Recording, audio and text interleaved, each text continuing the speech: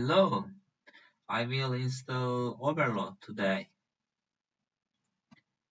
I'm coming to apps and visit the Shopify Apple Store, application store, and inviting Oberlo here.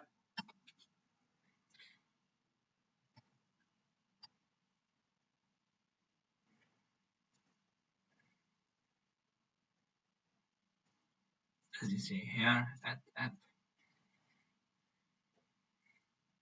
if you want to use dropshipping model, um, you have to use Oberlo.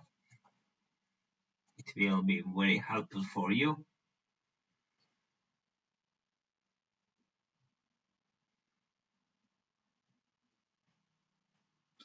As you see here, you can create or connect your Shopify store. It's okay. Next step is you can add your products and you can find products.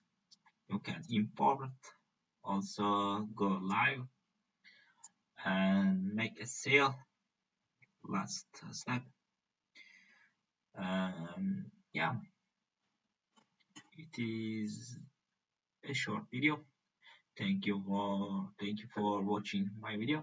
See you next time.